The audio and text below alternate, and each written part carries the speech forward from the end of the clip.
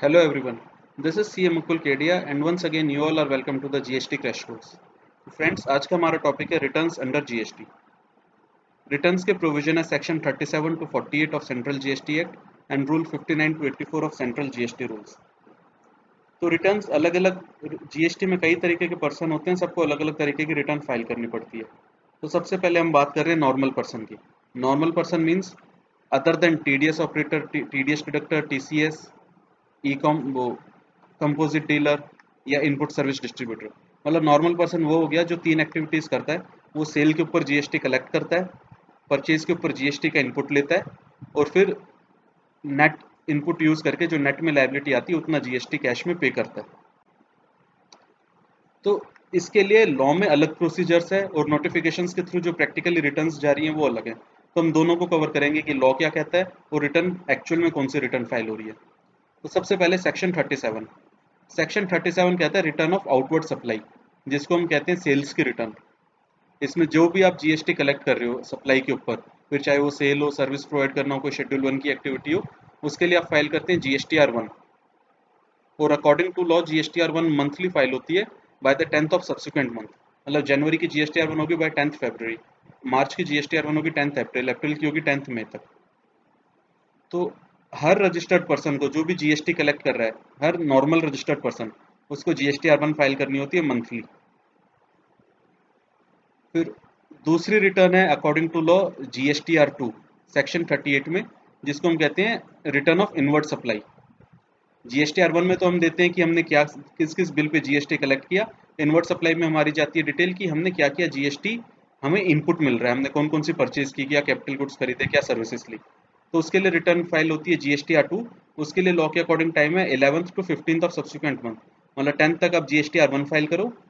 फिर उसके बाद GSTR 1 का डेटा जो हमारा सप्लायर है उसने भी GSTR 1 फाइल करी होगी, तो उसके GSTR 1 में मेरी परचेजेस आ रही होंगी। तो उस परचेजेस के बेसिस पे वो मेरे को GSTR 2 में रिफ्लेक्ट होती है, उसके बेसिस पे मेरे को GSTR 2 फाइल करनी थी। ये लॉ में लिखा हुआ है। और GSTR 2 करने का टाइम है 11th to 15th of subsequent month. अब आपने 1 में जीएसटी वो सेल्स का डेटा दे दिया, 2 में परचेजेस का डेटा दे दिया। उसके बाद आती है फाइनल रिटर्न आपकी GSTR 3 सेक्शन 39 में। वो भी मंथली फाइल करनी होती है, उसके लिए 20th तक का टाइम था। मतलब 10th तक सप्लाई आउटवर्ड सप्लाई की रिटर्न, 15th तक इनवर्ड सप्लाई की रिटर्न और 20th तक फाइनल टैक्स पेमेंट की रिटर्न। ये तो हो गया जो लॉ में लिखा था। प्रैक्टिकली क्या हो रहा है, अब GSTR 1 अकॉर्डिंग टू लॉ तो सबको मंथली फाइल करनी थी, पर गवर्नमेंट ने नोटिफिकेशन निकाल दी कि जिनकी 1.5 सीआर से कम टर्नओवर है वो क्वार्टरली फाइल करेंगे और ऑप्शनल बेसिस पे क्वार्टरली फाइल करेंगे। वो चाहें तो मंथली भी कर सकते हैं। और जिनकी 1.5 सीआर से ज़्यादा टर्नओवर है उनके लिए मंथली फाइल करनी कंपलसरी है। मतलब मैं वापस रिपीट कर दूं, जिनकी 1.5 करोड़ से कम की टर्नओवर है उनके पास option, they are having option of filing GSTR 1 quarterly, and those with turnover more than 1.5 CR they have to file GSTR 1 monthly only. Quarterly में टाइम लिमिट है 1 month from the end of the quarter. मतलब 4 quarter हैं, जून, सितंबर, दिसंबर, मार्च। जून return 31 जुलाई, सितंबर की 31 अक्टूबर, दिसंबर की 31 जनवरी और मार्च की 30 अप्रैल तक file करनी है एज पर लॉ। और monthly return 11th of subsequent month.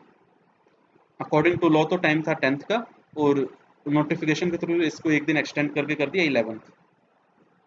अब ये जो क्वार्टरली और मंथली जो GSTR 1 है ये सितंबर 20 तक नोटिफाई करी गई है। गवर्नमेंट की प्लानिंग थी नया रिटर्न वो to introduce the new return system from April 20। तो ये जो नोटिफाइड थी, ये रिटर्न पुराने रिटर्न थे GSTR 1 और 3 भी, ये भी मार्च 2020 तक नोटिफाइड थे। पर new return system has been deferred from October 20। तो फिर ये जो पुराने रिटर्न सिस्टम है उसको एक्सटेंड कर दिया टिल सितंबर 20।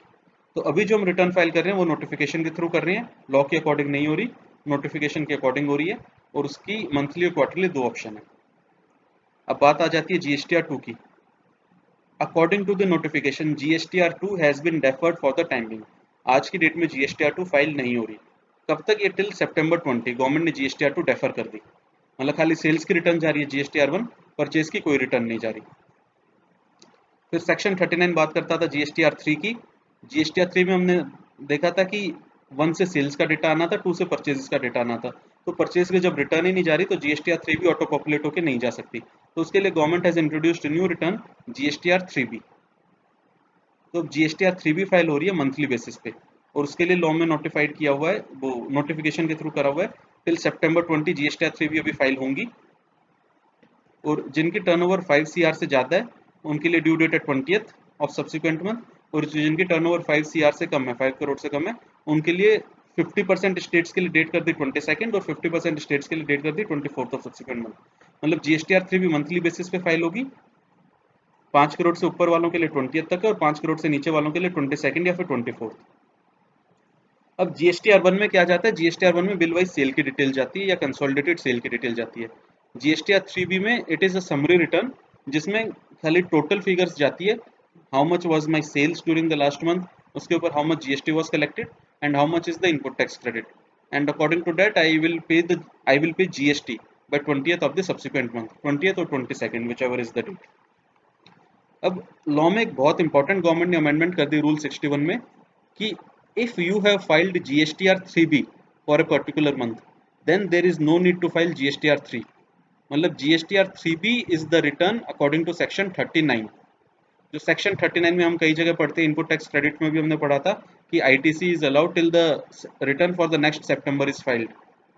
तो वहाँ पे एक काफी बड़ा इशू आ रहा था कि जो 39 की रिटर्न है वो GSTR 3 माने या 3B माने, क्योंकि अगर GSTR 3 मानते तो GSTR 3 तो आज तक गई नहीं है, तो फिर वो हमारा इनपुट टैक्स क्रेडिट लेने का भी टाइम एक्सपायर नहीं हो रहा था, कुछ भी गवर्नमेंट को इसका काफ़ी रेवेन्यू लॉस हो रहा था। तो government has introduced A provision in rule 61 कि अगर आपने GSTR 3 भी फाइल कर दी तो उस महीने की GSTR 3 नहीं जाएगी। तो आज की डेट में government can ask us to file the GSTR 2, but they can not ask us to file GSTR 3 as per the current law. और एक दूसरी इंपॉर्टेंट अमेंडमेंट है कि सेक्शन 39 में करिए कि GSTR 3 या 3B जो भी रिटर्न है इसको क्वार्टरली भी फाइल कर सकते हैं, और उस केस में टैक्स मंथली ही पे करना पड़ेगा। और ये अभी तक नोटिफाई नहीं किया गया, खाली एक रूल एक एक्ट में प्रोविजन डाल दिया कि government can introduce 3B on quarterly basis also. तो फ्रेंड्स ये तो होगी हमारी नॉर्मल एसएससी के लिए रिटर्न। एज पर लॉ थी रिटर्न GSTR 1, 2 एंड 3, पर एक्चुअल में जो फाइल होती है GSTR 1 and GSTR 3B। GSTR 2 को डेफर कर दिया गया है, और GSTR 3B खत्म हो गई है, जिस महीने की 3B फाइल कर दी उस महीने की GSTR 3 नहीं जाएगी। 1 के दो ऑप्शन है, क्वार्टरली या मंथली, GSTR 3B जाएगी खाली मंथली। फिर बाकी भी रिटर्न सेक्शन 39 में जो भी टैक्स पे करने की रिटर्न है वो सारी सेक्शन 39 में कवर्ड है। Next return is for the person paying tax under composition levy. इसमें गुड्स वाली कंपोजिशन लेवी भी और सर्विसेज वाली जो नोटिफिकेशन 2/2019 है वो वाली कंपोजिशन लेवी भी है। तो उनके लिए GSTR 4 रिटर्न है। पहले रिटर्न क्वार्टरली बेसिस पे जाती थी, पर इसको गवर्नमेंट ने अब एनुअल कर दिया, लास्ट ईयर अमेंडमेंट करके कर दिया कि GSTR 4 will be filed on annual basis, और उसकी ड्यू डेट है 30th April of the succeeding year. मतलब 1920 की GSTR 4 जानी है टिल 30th अप्रैल। और एक टैक्स पेमेंट के लिए गवर्नमेंट ने एक स्टेटमेंट इंट्रोड्यूस कर दी, statement CMP 08, which has to be filed 18th of the succeeding quarter. मतलब जून क्वार्टर का CMP 08 फाइल करना है बाय 18th जुलाई, सिमिलरली सितंबर का बाय 18th अक्टूबर, और टैक्स इस CMP 08 के साथ ही पे करना है। तो टैक्स पेमेंट क्वार्टरली है थ्रू स्टेटमेंट, और रिटर्न फाइलिंग एनुअल है। फिर नेक्स्ट है non resident taxable person. Non resident taxable person आप जानते हैं कि जो बाहर से मटेरियल बाहर से गुड्स इंपोर्ट करके लेके आए और इंडिया में टेम्परेरी बेसिस पे GST नंबर लिया है, तो GST तो ये एडवांस में पे कर देते हैं, और GST रिटर्न फाइलिंग के लिए इनके लिए मंथली रिटर्न फाइल करनी है। इनके लिए ड्यू डेट है 20th ऑफ सब्सिक्वेंट मंथ, लेकिन इनको GST नंबर टेम्परेरी बेसिस पे मिलता है, तो कई बार जिस महीने इनका GST नंबर एक्सपायर हो रहा है उस महीने के लिए इनकी ड्यू डेट हो जाती है 7 days from the last day of registration. Suppose मेरा 20th फेब को GST नंबर एक्सपायर हो रहा है, तो फेब की रिटर्न मेरे को 27th फेब तक फाइल करनी है, फिर मैं 20th मार्च तक वेट नहीं करूंगा। नेक्स्ट इज OIDAR, जो फॉरेन से online information database access services India में दे रहे हैं। If there is B2B supply तो उस केस में तो रिवर्स चार्ज था, इनको B2C सप्लाई के ऊपर GST पे करना पड़ता है, तो उसके लिए गवर्नमेंट ने रिटर्न इंट्रोड्यूस करी है GSTR 5A, which has to be filed monthly by 20th of next month. Next is input service distributor. ये हमने पढ़ा था, जो ITC डिस्ट्रीब्यूट करना होता है, इनके लिए रिटर्न है GSTR 6, और ये भी मंथली बेसिस पे फाइल होगी by 30th of next month. इसमें IST को कोई टैक्स नहीं पे करना होता, वो खाली जो इनपुट आ रहा है उनके इनपुट सर्विसेज का उसको डिस्ट्रीब्यूट करना है। Next is the person deducting TDS। ये हम नेक्स्ट क्लास में पढ़ेंगे पेमेंट के चैप्टर में, कि जब आप गवर्नमेंट को सप्लाई करते हो तो उनके ऊपर TDS काटना होता है गवर्नमेंट को, फिर TDS काट के एक TDS की रिटर्न फाइल होती है GSTR 7, और उसकी ड्यू डेट है 10th of next month. Similarly e-commerce operator को TCS कलेक्ट करना होता है, ये भी हम नेक्स्ट क्लास में कवर करेंगे। उसके लिए रिटर्न है GSTR 8, और उसकी भी ड्यू डेट है 10th ऑफ नेक्स्ट मंथ। मतलब TDS TCS दोनों की ड्यू डेट है 10th ऑफ नेक्स्ट मंथ। अगली रिटर्न हमारी एनुअल रिटर्न। एनुअल रिटर्न आ रही है अकॉर्डिंग टू सेक्शन 44। ये ऊपर की जितनी भी रिटर्न हमने कवर की थी ये सारी रिटर्न थी according to section 39। Annual return आती है अकॉर्डिंग टू सेक्शन 44। अब एनुअल रिटर्न थ्री टाइप्स की है, GSTR 9, 9A और 9B। GSTR 9 तो फाइल करनी होती है नॉर्मल एसएससी को, 9A फाइल करनी होती है कंपोजिशन लेवी वालों को, और 9B फाइल करनी होती है ई कॉमर्स ऑपरेटर को जो TCS कलेक्ट करते हैं। इनके लिए ड्यू डेट है 31 दिसंबर following the end of financial year. इसमें हमने कोई सी भी जनरल जो एक्सटेंशन आ रही है टेम्परेरी बेसिस पे उसकी बात नहीं की है। हम ये जो लॉ में ड्यू डेट लिखी है या जो जनरल नोटिफिकेशन के थ्रू ड्यू डेट आ रही है खाली हमने वही कंसिडर की है। जैसे 1920 की GSTR 9 फाइल करने का ड्यू डेट है 31 दिसंबर 2020। और फिर जिनकी टर्नओवर 2 करोड़ से ऊपर है उनको ऑडिट भी करानी होती है। ऑडिट के लिए रिटर्न है GSTR 9C। और ऑडिट के GSTR 9C फाइल होती है GSTR 9 फाइल होने के बाद। कंपोजिशन वालों की ऑब्वियसली टर्नओवर 2 करोड़ से कम होगी तो इनकी 9C नहीं जाएगी। GSTR 9 के केस में 9C जाती है, और आपने पहले GSTR 9 फाइल कर दी उसके बाद आपको 9C फाइल करनी होती है। 9C में एक अलग से रिटर्न फॉर्म फाइल करना होता है और उसके साथ एक रिकंसिलिएशन स्टेटमेंट अटैच होती है जो GSTR 9 की टर्नओवर को और बुक्स के टर्नओवर को टैली करके देती है। और ये ऑडिट चार्टर्ड अकाउंटेंट या फिर कॉस्ट अकाउंटेंट को करनी होती है। उसके बाद सेक्शन 45 बात करता है फाइनल रिटर्न की। जब GST नंबर हमारा कैंसिल हो जाता है तो हमने पढ़ा था रूल 29 में, वो सेक्शन 29 में अगर GST नंबर कैंसिल हो जाता है तो फिर उसके बाद we are required to reverse the input tax credit. जो हमारा स्टॉक है, स्टॉक के ऊपर जो हमने ITC ले रखा है हमें उस ITC को रिवर्स करना होता है, उसको पे करना होता है। तो पेमेंट करने के लिए हमें GSTR 10 फाइल करनी होती है। फाइनल रिटर्न होती है SESI की रजिस्ट्रेशन कैंसिल होने के बाद। और इसके साथ एक चार्टर्ड अकाउंटेंट का सर्टिफिकेट भी जाता है। अगर आपका कुछ स्टॉक का ITC आपको रिवर्स करना है उसके इसमें CA का सर्टिफिकेट भी जाता है। और इसकी ड्यू डेट है within 3 months from the date of cancellation या फिर date of order of cancellation whichever is later. मतलब सपोज आपका कैंसिलेशन आपका हो गया, GST नंबर आपका कैंसिल हो गया 1 जनवरी को, लेकिन उसका ऑर्डर आया 1 फेब से, तो 1 फेब से 3 मंथ्स कैलकुलेट करेंगे। और लास्ट हमारी रिटर्न है GSTR 11। ये फाइल करनी होती है person having unique identification number. जो हमने पढ़ा था जिनको इंटरनेशनल ऑर्गेनाइजेशन या यूनाइटेड नेशन ऑर्गेनाइजेशन की जो एसोसिएशन होती है जिनको UIN नंबर अप्लाई करते हैं for claiming refund under GST, तो उनको अपनी इनवर्ड सप्लाई की रिटर्न फाइल करनी होती है। कोई आउटवर्ड सप्लाई GST चार्ज नहीं करते, पर ये जो अपने परचेज के ऊपर या सर्विसेज के ऊपर GST पे करते हैं उसका रिफंड फाइल करने के लिए they are required to file GSTR 11।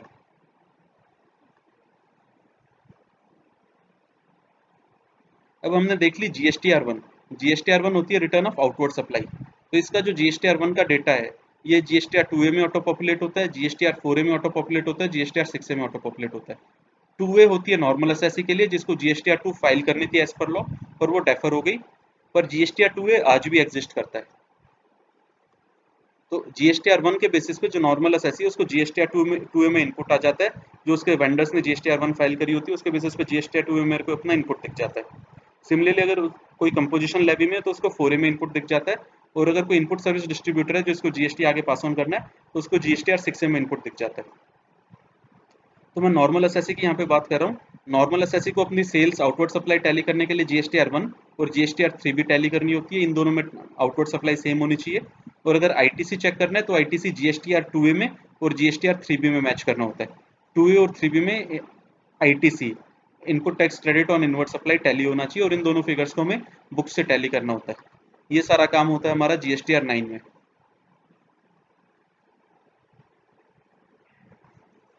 अब GSTR 1 में डेटा किस तरीके से जाता है? GSTR 1 में we are required to furnish the detail of our outward supply.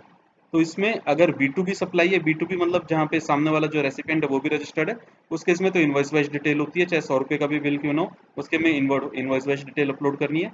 अगर B2C सप्लाई है, अनरजिस्टर्ड पर्सन को सप्लाई कर रहे हैं, तो उस केस में अगर इंट्रा स्टेट सप्लाई है मतलब विद इन हरियाणा में मेरा GST नंबर है, विद इन हरियाणा मैंने सप्लाई करी B2C सेल, तो उसमें कंसोलिडेटेड फिगर जाएगी कि 5% में इतनी, 18% में इतनी, खाली टोटल फिगर जाएगी, कोई इनवॉइस वाइज नहीं जाएगी। और अगर इंटर स्टेट सप्लाई है, more than one states are involve, Haryana से मैंने दिल्ली कोई मटेरियल सेल किया, तो उस केस में अगर सिंगल इनवॉइस 2.5 लाख से ज़्यादा है तो बिल वाइज डिटेल जाएगी।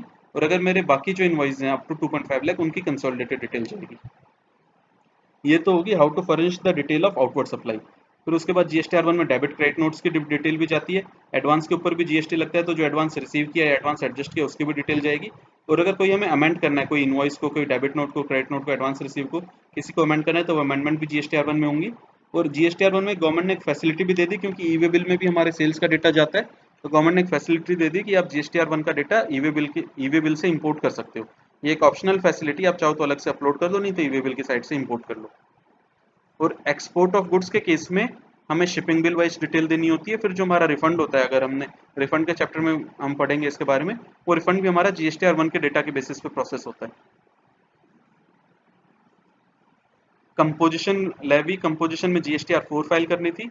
लेकिन अगर कोई आदमी है जो नॉर्मल स्कीम से कंपोजिशन में जा रहा है या कंपोजिशन से नॉर्मल स्कीम में आ रहा है, तो जितने पीरियड के लिए नॉर्मल स्कीम में था उसमें GSTR1 और 3 भी फाइल करनी है, जितने पीरियड के लिए कंपोजिशन में उसके लिए CMP 08 और GSTR4 फाइल करनी है। अब नेक्स्ट है TDS TCS की रिटर्न। TDS के लिए रिटर्न है GSTR7, TCS के लिए GSTR8। तो ये जो TDS और TCS का डेटा है GSTR2A और 4A में ऑटो पॉपुलेट होगा। मतलब जिसका भी हमने रेसिपिएंट का, जैसे गवर्नमेंट को सप्लाई करी, गवर्नमेंट ने TDS काटा, तो गवर्नमेंट ने अगर मेरा TDS काटा है तो वो मेरे GSTR2A में रिफ्लेक्ट होगा। और TDS के केस में TDS सर्टिफिकेट भी इशू होता है इन GSTR7A। TCS के केस में कोई TCS सर्टिफिकेट नहीं है। ये TDS सर्टिफिकेट भी मेरे को अपने GST की साइट से डाउनलोड हो जाएंगे। फिर जो गवर्नमेंट ने मेरा TDS काटा या TCS में से कलेक्ट किया, वो मेरे इलेक्ट्रॉनिक कैश लेजर में रिफ्लेक्ट होगा। मेरे को उसकी डिटेल को वैलिडेट करना होगा, एक रिटर्न फाइल करनी होगी। वो रिटर्न फाइल करते ही TDS TCS की जो अमाउंट है मेरे कैश लेजर में क्रेडिट हो जाएगी, CGST SGST जिस भी अमाउंट में, जिस भी हेड में TDS TCS कलेक्ट हुआ है उसमें हेड में ये रिफ्लेक्ट हो जाएगा अमाउंट। फिर नेक्स्ट हमारा एक छोटा सा टॉपिक है रेक्टिफिकेशन ऑफ रिटर्न। अगर किसी भी रिटर्न में मेरे को कोई गलती मिलती है, यानी ओमिशन या incorrect particulars in return, it shall be rectified upon discovery. जिस महीने मेरे को गलती मिली उसी महीने मेरे को इमीडिएटली से ठीक कर देना चाहिए। और अगर कोई टैक्स पे करना बनता है, तो फिर सपोज 3B में मैंने टैक्स कम पे किया, तो मेरे को टैक्स पे कर देना चाहिए विद एप्लीकेबल इंटरेस्ट। और रेक्टिफिकेशन का टाइमलाइन है, गवर्नमेंट ने टाइम लिमिट दी है। Due date of furnishing return for the month of सितंबर, जो सपोज 17-18 का है, तो सितंबर 2018 तक, मंथ या क्वार्टर, मतलब नेक्स्ट फाइनेंशियल ईयर के सितंबर महीने तक। ड्यू डेट, एक्चुअल डेट नहीं, due date of furnishing return. Return कौन सी? नॉर्मल एसएससी के लिए होगी GSTR3B, क्योंकि हमने ऊपर कवर कर लिया कि अगर आपने GSTR3B फाइल कर दी तो GSTR3 फाइल करने की जरूरत नहीं है। Due to this reason only government ने ये रूल लेके आई थी, ये वाला रूल 61 में जो हमने अभी कवर किया है। तो रेक्टिफिकेशन की टाइम लिमिट क्या है? Due date of furnishing return for the month या क्वार्टर एंडिंग नेक्स्ट सितंबर, या फिर actual date of filing annual return whichever is earlier. इनमें से जो भी चीज पहले हो जाएगी, उसके बाद हम कोई भी रेक्टिफिकेशन नहीं कर सकते। ये टाइम लिमिट सेम है जो हमारे इनपुट टैक्स क्रेडिट लेने के लिए भी थी। बाकी GST रिटर्न्स के कुछ और पॉइंट्स हम कवर कर लेते हैं। GST में सारे रिटर्न्स हमें इलेक्ट्रॉनिकली फाइल करनी होती है, कोई मैनुअल फाइलिंग का ऑप्शन नहीं है। और इलेक्ट्रॉनिकली 3 तरीके हैं फाइल करने के, या तो ऑनलाइन gst.gov.in वेबसाइट पे जाके फाइल करो, या ऑफलाइन यूटिलिटी के थ्रू अपलोड करो, या GST सुविधा प्रोवाइडर्स के थ्रू GST रिटर्न फाइल करो। और रिटर्न फाइल करनी कंपलसरी, अगर निल रिटर्न है तो उसको भी फाइल करना कंपलसरी है। और टैक्स की पेमेंट GST में जब आपको रिटर्न फाइल करनी होती है, वही GST टैक्स पेमेंट है। जैसे 3B के टाइम पर जब रिटर्न फाइल कर रहे हो, तो 3B के साथ आपको टैक्स भी पे करना है। खाली 2 एक्सेप्शन है इसमें। एक जो क्वार्टरली GSTR3 या 3B का जो गवर्नमेंट प्रोविजन लेके आई है, उसके साथ में टैक्स पेमेंट गवर्नमेंट ने क्लियर कर दिया, अगर क्वार्टरली रिटर्न हम प्रिस्क्राइब करेंगे तब भी टैक्स मंथली पे करना होगा। और एक कंपोजिशन लेवी में रिटर्न उनकी GSTR4 एनुअली जाती है, और टैक्स उनको क्वार्टरली पे करना होता है CMP 08 के थ्रू। इन 2 केसेस के अलावा जहां पे भी टैक्स पे करना है, वो रिटर्न की ड्यू डेट के साथ ही टैक्स पे करना जरूरी है। अगर रिटर्न की ड्यू डेट बढ़ेगी तो टैक्स पेमेंट की डेट भी ऑटोमेटिकली बढ़ जाएगी। और रिटर्न आप तभी भर सकते हो अगर आपने लास्ट रिटर्न फाइल किया। सपोज मैंने जनवरी की रिटर्न फाइल की है, तभी मैं फेब की रिटर्न फाइल कर सकता हूँ। अगर जनवरी की रिटर्न पेंडिंग है तो मैं फेब की रिटर्न भी फाइल नहीं कर सकता। और एक बार जो रिटर्न फाइल कर दी उसको रिवाइज नहीं कर सकते, खाली रेक्टिफाई कर सकते हैं। और रेक्टिफाई करने का टाइम लिमिट हम ऊपर डिस्कस कर चुके हैं। फिर सेक्शन 40 बात करता है फर्स्ट रिटर्न के बारे में। हमने रजिस्ट्रेशन के चैप्टर में कवर किया था कि अगर रजिस्ट्रेशन के लिए विद इन 30 डेज अप्लाई कर देते हैं from the date of liability, तो हमें रजिस्ट्रेशन मिलता है from the date of liability, जिस दिन आपकी टर्नओवर एक्सीड हो गई थी या जिस दिन भी आप लायबल थे GST नंबर लेने के लिए। तो जो पीरियड होता है from the date of liability till date of actual grant of registration certificate, उस पीरियड के लिए हमें रिवाइज्ड इनवॉइस इशू करने होते हैं, क्योंकि हमारे पास पहले GST नंबर ही नहीं था। तो हम बाद में जो कस्टमर्स है उनसे GST कलेक्ट करने के लिए हमें रिवाइज्ड इनवॉइस इशू करने होते हैं। और उनकी डिटेल, आउटवर्ड सप्लाई की डिटेल हमें सेक्शन 40 की रिटर्न में फाइल करनी होती है।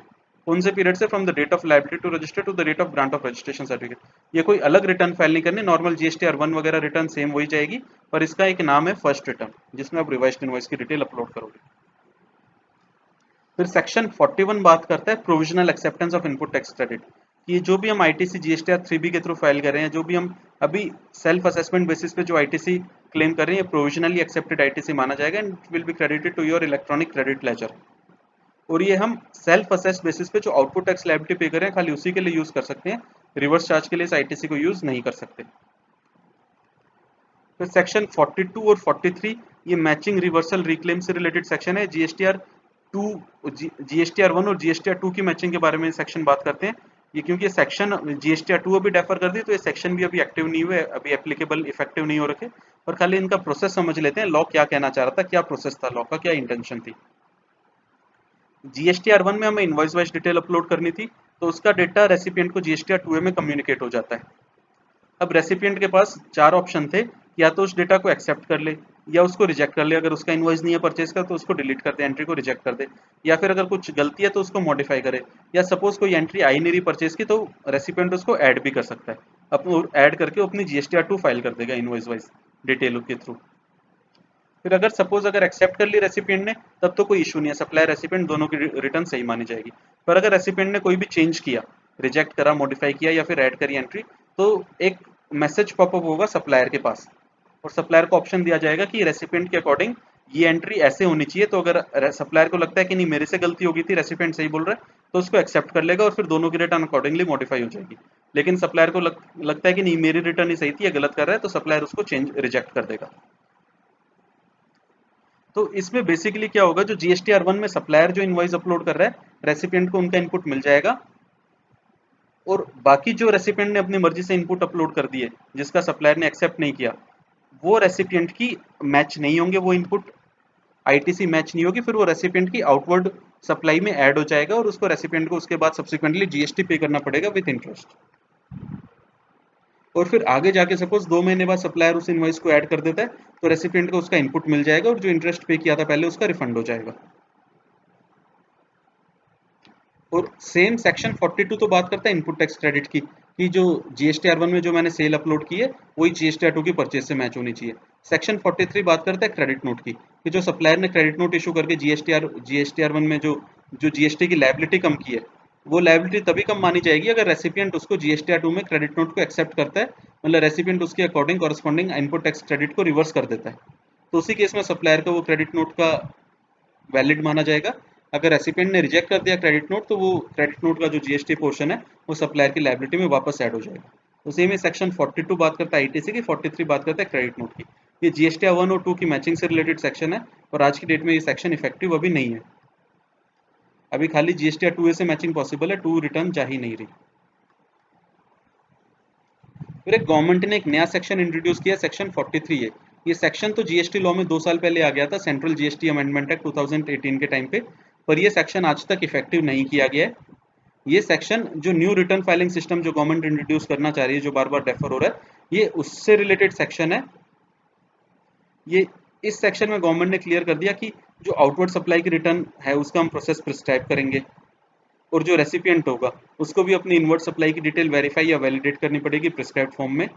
और अगर सप्लायर ने जीएसटीआर 1 में कोई इनवॉइस अपलोड कर दिया, आउटवर्ड सप्लाई की रिटर्न में कोई इनवॉइस अपलोड कर दिया, उसको रेसिपिएंट का कैसे इनपुट मिलेगा ये भी हम बताएंगे। सिमिलरली अगर सप्लायर ने कोई इनवॉइस अपलोड नहीं किया, तो उसका रेसिपिएंट को कैसे इनपुट मिलेगा ये भी हम बताएंगे। गवर्नमेंट ने ये भी इसमें क्लियर किया है, काफी इंपॉर्टेंट लाइन है, कि वो आईटीसी भी रेसिपिएंट को कैसे मिलेगा जिसकी डिटेल सप्लायर ने अपलोड ही नहीं की। और साथ में ये भी लिख दिया, it shall be restricted to maximum 20% of total ITC available. इसको आप रूल 36(4) जो हमने आईटीसी के चैप्टर में पढ़ा था उससे लिंक करके समझ सकते हैं, कि जितना हमारा 2A में इनपुट आ रहा है उससे 20% एक्स्ट्रा में इनपुट मिल सकता था, उसकी 36(4) में गवर्नमेंट ने लिमिट को बाद में 10% कर दिया। और यहाँ सेक्शन 43A में अभी भी ये लिखा गया है कि जितना हमारा 2A में इनपुट आ रहा है या जितना सप्लायर ने इनवॉइस अपलोड कर दिया उससे 20% तक एक्स्ट्रा आईटीसी रेसिपिएंट को मिल जाएगा, पर वो कैसे मिलेगा ये गवर्नमेंट बताएगी। ये इसमें कोई भी रूल प्रोसीजर अभी तक प्रिस्क्राइब नहीं किया गया, क्योंकि सेक्शन अभी तक इफेक्टिव नहीं है। और लास्ट में काफी इंपॉर्टेंट इसमें लाइन कही है, कि सपोज कोई सा ऐसा इनवॉइस है, जो मैं करंट रिटर्न मैकेनिज्म में आपको समझाऊं, तो सपोज कोई सा ऐसा इनवॉइस है जो सप्लायर ने जीएसटीआर 1 में तो अपलोड कर दिया, पर 3B में उसका टैक्स पे नहीं किया, मतलब इनवॉइस अपलोड कर दिया और रेसिपिएंट के बुक्स में भी दिख रहा है, रेसिपिएंट के 2A में भी शो हो रहा है, और उसका सप्लायर ने जीएसटी 3B में टैक्स पे नहीं किया, तो उस इनवॉइस के ऊपर जो टैक्स है, उस टैक्स की लायबिलिटी, या जो रेसिपिएंट ने जो उसका आईटीसी लिया है उसकी लायबिलिटी, जॉइंटली और सेवरल लायबिलिटी होगी, दोनों की, सप्लायर और रेसिपिएंट दोनों की जॉइंटली और सेवरल लायबिलिटी होगी। मतलब जो सप्लायर को टैक्स भी पे करना पड़ सकता है, और रेसिपिएंट ने अगर आईटीसी ले ली तो उस केस में रेसिपिएंट को आईटीसी की अमाउंट वापस पे करनी पड़ सकती है, मतलब आईटीसी रिवर्स करना पड़ सकता है। कौन से इनवॉइस का? For the invoices uploaded on the portal but where return has not been filed, मतलब उनका टैक्स पे नहीं किया, खाली इनवॉइस अपलोड करके छोड़ दिए। फिर नेक्स्ट सेक्शन 44 एनुअल रिटर्न के बारे में, इसके भी कुछ इंपॉर्टेंट पॉइंट्स हम देख लेते हैं। GSTR 9C to be uploaded with GSTR 9 if turnover exceeds ₹2 crore. Turnover 2 crore से ऊपर है तो जीएसटीआर 9 के साथ जीएसटीआर 9 से भी फाइल करनी है, और जिनकी टर्नओवर अप टू 2 करोड़ है उनके लिए जीएसटीआर 9 ऑप्शनल कर दी फॉर फाइनेंशियल ईयर 17-18 और फाइनेंशियल ईयर 18-19। 18-19 की जीएसटीआर 9 ऑफ फाइनेंशियल ईयर 18-19 जिसकी as per law due date थी 31 दिसंबर 2019, उसको अभी बढ़ा के कर दिया 30 जून 2019। और जिनकी 2 करोड़ से कम टर्नओवर है उनके लिए ऑप्शनल है, मतलब जो कंपोजिट लेवी वाले थे, कंपोजिशन लेवी में थे, उनके लिए जीएसटीआर 9 है तो अपने आप ऑप्शनल होगी, क्योंकि उनकी टर्नओवर तो हमेशा 2 करोड़ से कम होगी। और ये यहाँ पे जो टर्नओवर की हम बात करें, हमारी एग्रीगेट टर्नओवर है कंपनी की, इसमें फिक्स्ड एसेट्स की सेल भी इंक्लूड होगी, जो भी एग्रीगेट टर्नओवर के हमने डेफिनेशन में पढ़ा था। इसमें रिवर्स चार्ज के ऊपर हमें किसी इनवर्ट सप्लाई पे जीएसटी पे करना है तो वो इसका पार्ट नहीं माना जाएगा। और सिमिलरली फाइनेंशियल ईयर 17-18 और 18-19 इन दोनों साल के लिए गवर्नमेंट ने जीएसटीआर 9 और 9C दोनों में काफी एग्जेम्पशंस भी दिए, और 18-19 के लिए गवर्नमेंट ने एक और रिलीफ दिया बिजनेस कम्युनिटी को कि जीएसटी 9C की रिक्वायरमेंट बढ़ा के 2 करोड़ से बढ़ा के 5 करोड़ कर दी, मतलब जिनकी टर्नओवर 5 करोड़ से ऊपर है उन्हीं को जीएसटी 9C भरनी है फॉर द फाइनेंशियल ईयर 18-19, पर 17-18 के लिए लिमिट 2 करोड़ ही है। सेक्शन 45 भी हो गया था हमारा फाइनल रिटर्न का। फिर नेक्स्ट है सेक्शन 46, ये बात करते हैं नोटिस टू रिटर्न डिफॉल्टर्स, अगर किसी ने कोई रिटर्न नहीं भरी, कौन से सेक्शन की? सेक्शन 39, 44 और 45। 44 में एनुअल रिटर्न, 45 में फाइनल रिटर्न, 39 में सारे रिटर्न जिसके थ्रू हम टैक्स पे कर रहे हैं। इसमें खाली सेक्शन 37 की जीएसटीआर 1 और 38 की जीएसटीआर 2 को छोड़ दिया, इन दोनों के लिए नोटिस नहीं आ सकता, लेकिन आपने अगर 3B फाइल नहीं की, जीएसटीआर 4, 5, 6 कोई सी रिटर्न फाइल नहीं की, या फिर जीएसटीआर 9 फाइल नहीं की, 10 फाइल नहीं की, तो उसके लिए गवर्नमेंट एक नोटिस दे सकती है। नोटिस आएगा फॉर्म जीएसटीआर 3A में, जिसमें होगा कि 15 डेज के अंदर अंदर रिटर्न फाइल करो। अगर उसके बाद भी रिटर्न फाइल नहीं की तो without giving any further notice proper officer can do your best judgement assessment, जो भी उसके पास इंफॉर्मेशन अवेलेबल है उसके बेसिस पे एक बेस्ट जजमेंट असेसमेंट करके टैक्स लायबिलिटी निकाल के दे सकता है। लेकिन उस असेसमेंट ऑर्डर के आने के बाद अगर 30 डेज के अंदर अंदर रिटर्न फाइल कर दी तो assessment order null and void माना जाएगा। तो कहीं पे भी अगर सेक्शन 46 का नोटिस आ रहा है देन प्लीज इसको ध्यान से देखना जरूरी है, क्योंकि अगर इसका रिप्लाई नहीं किया टाइमली तो हमारी बेस्ट जजमेंट असेसमेंट में हो सकता है कोई हमारे ऊपर कोई काफी एक्सॉर्बिटेंट डिमांड वो निकाल के कोई बेस्ट जजमेंट में असेसमेंट ऑर्डर इशू हो जाए। फिर सेक्शन 47 बात करता है लेट फीस के बारे में। Late fees according to law है central GST act ₹100 for every day during which default continues, और मैक्सिमम लिमिट है नॉर्मल रिटर्न्स के लिए लिमिट है ₹5000। तो जैसे ₹100 तो सीजीएसटी एक्ट में होगी, सिमिलरली ₹100 होते हैं एसजीएसटी एक्ट में, और 5000 मैक्सिमम है सीजीएसटी एक्ट की, 5000 होती है एसजीएसटी एक्ट की। मतलब इसको आप टोटल देखो तो टोटल लेट फीस है तो ₹200 per day, ₹200 per day, and maximum ₹10,000। और अगर जीएसटीआर 9 है, जीएसटीआर 9 के लिए मैक्सिमम फीस है 0.25% of aggregate turnover in the state, aggregate turnover नहीं, turnover in the state. Suppose मेरी दो स्टेट में बिजनेस है, हरियाणा और दिल्ली में। मेरी हरियाणा में मेरी टर्नओवर 50 लाख है, दिल्ली में मेरी टर्नओवर 2 करोड़ है, तो मेरे को ऑडिट तो दोनों जगह की होगी, पर जो लेट फीस है जीएसटीआर 9 मेरे को दोनों जगह की फाइल करनी है, ऑडिट भी मेरी दोनों जगह की होगी, क्योंकि मेरी एग्रीगेट टर्नओवर 2.5 करोड़ से ऊपर, वो 2 करोड़ से ऊपर होगी। और जो जीएसटीआर 9 की लेट फीस है वो हरियाणा में अलग है मैक्सिमम लिमिट, और दिल्ली में अलग है, वो आपकी स्टेट के टर्नओवर के बेसिस पे। और जीएसटीआर 9C के लिए कोई लेट फीस नहीं है, लेट फीस खाली जीएसटीआर 9 के लिए, 9C के लिए कोई लेट फीस नहीं है। उसके लिए कोई जनरल पेनल्टी लग सकती है पर लेट फीस नहीं लगेगी। तो जीएसटी 9 के लिए लेट फीस है 0.25% ऑफ टर्नओवर सीजीएसटी में, इतने ही सेम 0.25% एसजीएसटी, मतलब टोटल है मैक्सिमम है 0.5% ऑफ टर्नओवर। लेकिन इसको ₹100 की लिमिट को गवर्नमेंट ने कम कर दिया था, लेट फीस को रिड्यूस कर दिया था। अगर नॉर्मल रिटर्न फाइल कर रहे हैं तो ₹25 पर डे, और अगर नील रिटर्न फाइल कर रहे हैं तो ₹10 पर डे। मतलब 100 से कम होकर 25 हो गया, तो मतलब टोटल लेट फीस 200 रुपये से कम होकर 50 रुपये पर डे होगी, CGST और SGST के मिला के। सिमिलरली नील रिटर्न की 200 रुपये से कम होकर 20 रुपये पर डे होगी।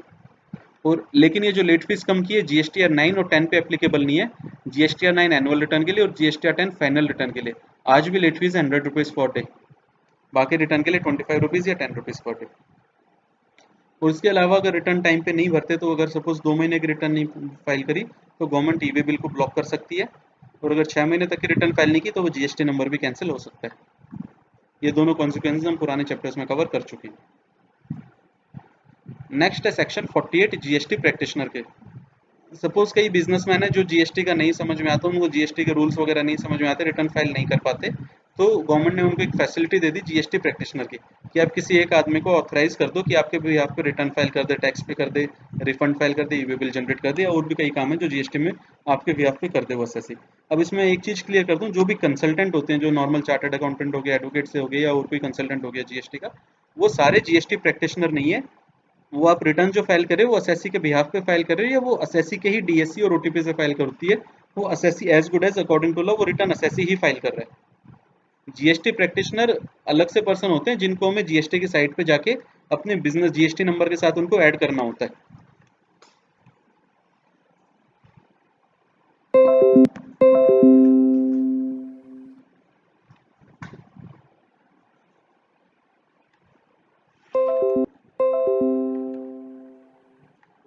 GST प्रैक्टिशनर्स को हमें अलग से ऐड करना होता है। लेकिन इस केस में गवर्नमेंट ने क्लियर कर दिया कि जो रिटर्न की करेक्टनेस की रिस्पॉन्सिबिलिटी है वो असेसी की है, GST रिटर्न प्रैक्टिशनर की कोई रिस्पॉन्सिबिलिटी नहीं है कि डेटा करेक्ट है या नहीं है, वो सारी रिस्पॉन्सिबिलिटी अल्टीमेटली असेसी की रहेगी। और रूल में प्रिस्क्राइब कर दिया कि अप्रूवल की कौन की कैसे अप्रूव करोगे GST प्रैक्टिशनर को, क्या उनके एलिजिबिलिटी क्राइटेरिया, क्या ड्यूटीज है, और उसके लिए एक एग्जाम भी कंडक्ट होता है, कई GST प्रैक्टिशनर्स को एग्जाम भी क्लियर करना होता है।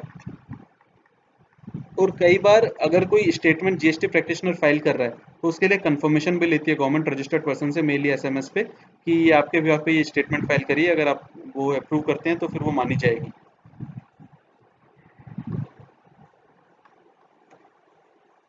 नेक्स्ट सेक्शन 150, ये ऑल दो रिटर्न के चैप्टर से बाहर है, पर इसमें भी हमें एक इन्फॉर्मेशन रिटर्न फाइल करनी है। जैसे इनकम टैक्स में होता है सेक्शन 285 में एनुअल इन्फॉर्मेशन रिटर्न, वैसे GST में एक इन्फॉर्मेशन रिटर्न बोल के है। इसमें गवर्नमेंट ने कई पर्सन पे, कई लोगों के ऊपर रिस्पॉन्सिबिलिटी डाल दी कि उनसे गवर्नमेंट कोई भी डेटा मांग सकती है। अभी तक इसमें कोई रिटर्न नोटिफाई नहीं करी गई, पर गवर्नमेंट ने लॉ के थ्रू पावर ले लिया कि गवर्नमेंट चाहे तो कि इनमें से किसी भी आदमी से, 16 आदमियों की इसमें लिस्ट है, इनमें से किसी से भी गवर्नमेंट कोई सा भी डेटा मांग सकती है। सबसे पहले एसएससी जो भी GST में रजिस्टर्ड है, local authority, sale tax department, income tax department, banking company, RBI officer, electricity board, GSTIN, GST network, registrar जो प्रॉपर्टी रजिस्टर कर रहा है, ROC company registrar, motor vehicle register करने वाला, कोई कलेक्टर स्टैम्प ड्यूटी कलेक्ट करता है जो, stock exchange, depository, UIN holder या एनी अदर पर्सन। इनको गवर्नमेंट कह सकती है जो भी रिकॉर्ड डेटा आप मेंटेन करते हो वो अंडर एनी लॉ, वो आप इंफॉर्मेशन रिटर्न के फॉर्म में आप GST की साइट पे अपलोड करो। और अगर वो डिफेक्टिव है तो ऑफिसर उसका डिफेक्ट बोलेगा और साथ में वो आपको रेक्टिफाई करने के लिए 30 डेज का टाइम देगा। अगर आपने रेक्टिफाई नहीं किया तो माना जाएगा आपने रिटर्न फाइल नहीं करी। और अगर कोई रिटर्न फाइल नहीं करे तो एक शोकॉज नोटिस इशू करके 90 डेज का टाइम देके उनको रिटर्न फाइल करने के लिए कंपल्शन करी जा सकती है। और अगर उसके बाद भी कोई रिटर्न फाइल नहीं कर रहा और 150 में अगर रिटर्न फाइल नहीं की, तो एक पेनल्टी लगा सकता है proper officer, 100 rupees per day, maximum 5000 rupees. और सर फ्रेंड्स यहाँ पे मैं एक चीज़ क्लियर कर दूँ कि जो सेक्शन 123 में पेनल्टी है शो कॉज नोटिस इशू करके होती है, लेकिन ऊपर जो हमने सेक्शन 47 में लेट फीस कवर की थी, वो लेट फीस ऑटोमेटिक है, उसके लिए कोई शो कॉज नोटिस इशू नहीं करना होता, वो लेट फीस ऑटोमेटिकली लग जाती है। और वो GST में तो ऐसा सिस्टम बना दिया कि जब तक आप लेट फीस पे नहीं करोगे GST की रिटर्न ही नहीं जाएगी। तो फ्रेंड्स इसी के साथ हमारा रिटर्न का भी चैप्टर फ्रेंड्स इसी के साथ हमारा रिटर्न का चैप्टर खत्म होता है। अगर आपको मेरे वीडियोस अच्छे लग रहे हैं then please do like and subscribe my channel. Thank you.